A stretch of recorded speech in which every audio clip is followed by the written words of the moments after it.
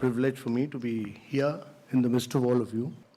Great pleasure because I've been closely associated with all of you in the direct selling industry. My belief always has been that the direct selling industry adds hugely to economic activity. It is a major driver of India's growth, and that it provides the economic impetus to more than anything else. And the key challenge for India is really about growth with jobs. So if you are not able to create jobs, then we'll be in deep problems. And therefore, jobs are very, very critical. And this industry creates jobs. And important thing is that we need to create jobs for women. We need to create jobs for women because in India, the contribution of women to gross domestic product, that is our GDP, is only 17%. And worldwide average is around 40%. 40%, the gap between India and the rest of the world is enormous. 24% of women in India work, but the contribution is only 17%.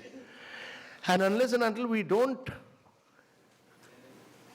as a conscious policy, have gender parity, there is many more women to become economic drivers of growth, it will be very difficult for India to grow. And actually, if we are able to create gender parity, have 40% women working, we'll be adding $700 billion to India's GDP. Oh. So while we are growing at 7.6%, we need to grow at 9 to 10% per annum for 3 decades or more to be able to create jobs for a very young population. We are passing through a window of demographic transition, which rarely happens in history. Our population is very young. You know, the biggest social and economic transition that is taking place across the world is the fact that the population in Europe and America is getting older and older. The population in India is getting younger and younger, and it will keep getting younger till 2040. And therefore, if you have to reap this advantage, it can be a huge nightmare as well if you are not able to create jobs. So if you have to create jobs, there are only 2 ways. One is to push manufacturing in a very big way, and the other is to push direct selling. Yeah. So that many of you create jobs, you should also be able to do, right now many of you don't do manufacturing in India. Amway has started doing manufacturing in India, I know. So my compliments they've set up a big plant in South India. I have not seen it, but I've seen photographs of it, so I appreciate what Amway has done. But each one of the companies must start doing manufacturing in India. If you're going to sell, while we have brought systems, we've brought discipline, we've brought guidelines, we've done this, we drafted this long time back. It took Ministry of Consumer Affairs some time, but they finally issued those guidelines. So there's now everybody in government accepts that there are Government of India guidelines, clear guidelines. How you people are an integral part of now, that has given respectability. Earlier, you people were, many states, Kerala, West Bengal, many of you were seen as people who were doing chit funds. You are not doing chit funds. You are doing a very respectable profession. You are economic drivers of growth for India. So we respect that. And that has now been recognized. That has now been recognized that government has, by issuing these guidelines, clearly recognized that you are major players of India's economy, that you significantly contribute to India's economy, that you are adding to India's growth and wealth, and that you are creating jobs. And therefore, getting out with these guidelines were very important. And these guidelines have now been given to different states to realize that you are important players in India's economy, and every state will respect these guidelines because they've been issued by Government of India. But as we go along, I think we'll probably work towards a legislation which will clearly spell out what is direct selling. So we'll work towards that in the long run, and I think we'll totally legitimize all this. So my view is that a lot of wrong was done against some of you in the past. We've forgotten that. We should look at the future. We should look at growth. And therefore, all of you will be very, very critical, very major drivers of growth of India. And as I've said, our objective is to try and make India extremely easy and simple. We are working towards that. One of these, the issuing of these guidelines is also one of the flares, but we are working towards, we've done the bankruptcy law, we've created Jan Dhan accounts for a lot of people. We have now working towards creation, this whole process of financial inclusion of people, working towards Jan Dhan accounts, working towards bank correspondence, working towards doing away with, the intention of this entire demonetization process is that India must move from a cash economy, which is 86% of India. 86% people used to transact in cash. Nowhere in the world does this happen. No country in the world is 86% transaction done through cash. And this leads to black marketing, this leads to black money, this leads to counterfeiting, this leads to terror activities. And therefore, what we've done is at the back built up a whole process of digital payments. And what you people should push for is a system of digital payments. Now in digital payments, there are several options available. I've asked my office to give you all these small brochures, small pamphlets, which I think some of you have got. Has all of you got this? Kindly go through this. It's very simple, step-by-step approach. And you should then look at training 50 people each on how to do digital transactions. There are 5 different ways, and I'll tell you this. There are debit credit cards, which we all know. All of us use debit credit cards. We use debit cards for withdrawing money out of ATM only. But debit cards can be used for any transaction. Anywhere you can pay through them. So please teach people how to use debit cards properly. They need not pay in cash. They can use their debit cards. But in addition to debit credit cards, there are also prepaid cards. So people can buy prepaid cards of 2,000, 4,000, 10,000, 20,000 rupees from banks and use them. They are like people who are buying telephone cards to recharge their telephone. Similarly, they are prepaid cards. But then, important thing is that your mobile, this mobile, can be your bank. This is your bank. And this is your wallet as well. So this is your wallet, this is your bank, and in my mobile, I have several things. One is I have an app called the Unified Payment Interface. It's called the Unified Payment Interface, UPI. All banks are on that. All banks are on that. Please download this. Do it yourself and transact this because it's a very seamless, open, interoperable system. If all banks are connected, so any debit or credit that you do on that, you are not moving out of the bank. You're paying from the bank directly. So you just use the bank and pay directly for any transaction. So unified payment interface is interoperable amongst banks. It's a very simple thing. Many of you will say, but what happens if there is no internet? Vast areas of India are not linked to internet. We have a thing called USSD. USSD is nothing else but *99# on your phone. Just use *99# and ring it. And you'll get this.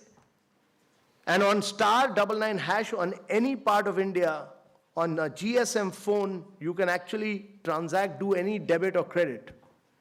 So anywhere in India on a GSM phone, you can do debit or credit on what is known as USSD, but I call it Chetak because वो Chetak की तरह दौड़ता है और बड़ा simple है. So it's very easy. So use USSD in areas where there's no internet. And the third is Aadhaar-enabled payment. And Aadhaar-enabled payment is the most powerful according to me. Because in India, 99.9% of the people, adult people, all have Aadhaar. Everybody has Aadhaar. And I hope all of you have Aadhaar. You can't survive without Aadhaar actually. So 99.9% of the people have Aadhaar. There are 108 million adults who have Aadhaar. There are 38 million accounts which are seeded with Aadhaar. Bank accounts which are seeded with Aadhaar. Many of you don't know this. I didn't know this, but my bank is actually seeded with my mobile number. So, and with my Aadhaar number, both. So many of your accounts are seeded with Aadhaar, and if not, please get them seeded. So all our accounts which are seeded with Aadhaar, that is 36, 38 million accounts, all that you have to do is to go to any, there's a simple, very simple Android system which is available, and that links up. Actually, every mobile can be a walking ATM. Anybody who has an Android phone needs to just link this. And this costs just 2,000 rupees. But as demand for this increases, this cost will come down to 700, 800 rupees. You just need to link it up here with this. Use your thumb here. Just use your thumb. And when you do that, you just feed your Aadhaar number. Thumb, Aadhaar number. You don't need to remember your bank account. And just, it'll ask you, and you just say bank. Suppose my account is in State Bank of India, I just say State Bank of India, and the mobile will take you to your account. It takes you directly into your account, and from there, you can actually do debit or credit straight away. So just three processes: your thumb impression, your Aadhaar number, and your bank. Just name the bank. It will take you to your account. And if you have to debit, just say 5,000 rupees or 200 rupees or whatever, and put debit and tuck, it goes. So it's a bang of a second. So immediately it'll transact business, and I think is Raghavan here? I'd asked him to come. He's here. So he will actually transact this. He will transact it for you. And Raghavan, I've got him with what he's carrying today is a micro ATM, but it is nothing. This micro ATM is actually nothing but an Android phone linked with a thumb impression.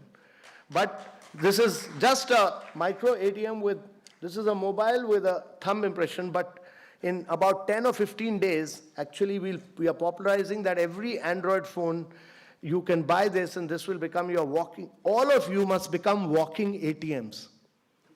All of you must become walking ATMs. And therefore, you can transact any business with that. So and this is an open system. In 10 days' time, it will become interoperable, so anyone can transfer from anywhere to anywhere. And the fifth is, of course, I told you about debit cards, I told you about UPI, I told you about USSD, and I told you about Aadhaar-enabled system, and the fifth is wallets. Now, what happens in wallet is that you are taking money out of your bank and putting it into the wallet. So I also have on my mobile, I do internet banking, I do UPI, I can do USSD, but I also have two wallets, that is SBI Buddy and Paytm. But you can use any wallet. You can use Paytm, you can use MobiKwik, you can do FreeCharge, the number of wallets which are operating. So what happens in wallet is that you're taking money out of the bank and putting it in the wallet, and from wallet you're paying tuck, tuck, tuck, tuck to everything, from electricity bill to buying Herbalife or buying Amway products, all their protein products. Amazing. To improve your health. Nice. Yeah, so everything you can buy. So all transactions can be done through that. So there are 5 different methods: debit card, credit cards, prepaid cards, UPI, USSD, Aadhaar-enabled system, and wallets. 5 different systems are available. You use any one of them. And therefore, my challenge to all of you is that all of you must teach at least 50 people, from your maidservants, servants, to everyone at home, even elderly people. It's a very simple thing, how to do digital transformation of India. You know, 86% of India is cash. There's a lot of black money in India. Only 1% of Indians pay taxes. Indians are the biggest avoiders of tax.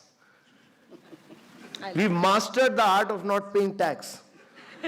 So we are all have to move towards formalizing the Indian economy, and this is, I look at this as a huge opportunity to transform India, because no country in the world has 1 billion biometric. No country in the world has 1 billion biometric. No country in the world has 1 billion mobile. By 2024, and I think now with this demonetization, by 2023, everybody will have a smartphone. And everybody's smartphone will be linked with this, will have actually an iris or a thumb impression. It will be a part of your mobile. So each one of the individuals in India will be a walking ATM. All Indians will be walking ATMs. You can transact business anywhere. And you can help others to transact business. So this is a huge opportunity for direct selling agents, all of you, to really push India into the digital age. And I see you people not as just direct selling agents, but agents who are going to transform India in many ways. And women learn this much faster than men. You know, women learn this all much faster than men, because, you know, when I was passing out of college in St. Stephen's, it was a male bastion. There were no girls allowed. But when my daughter got into St. Stephen's, it became co-ed the year I was leaving. And by the time my daughter joined the college, almost 80% of the seats in the college are now taken by girls. And the previous principal had said that, we should give, it became a big issue because he said, actually, if you want St. Stephen's College to remain a co-ed college, then you have to give 10% extra marks to boys. So men protested, but actually when I went to Bangalore Christchurch College, the Vice Chancellor there told me that he gives 15% extra marks to boys so that it can remain a co-ed college. And even then, 70% of the students, despite 15% extra marks, 71% of the students were girls. So my view is that girls will continue to do better than men throughout, and we need to push that so that India's GDP improves. I wish you all the very best. I wish you all grow and prosper. I wish your companies prosper. And I wish all of you and your families all the best, and may you become the key agents of change in India. Thank you very much, ladies and gentlemen. Fabulous.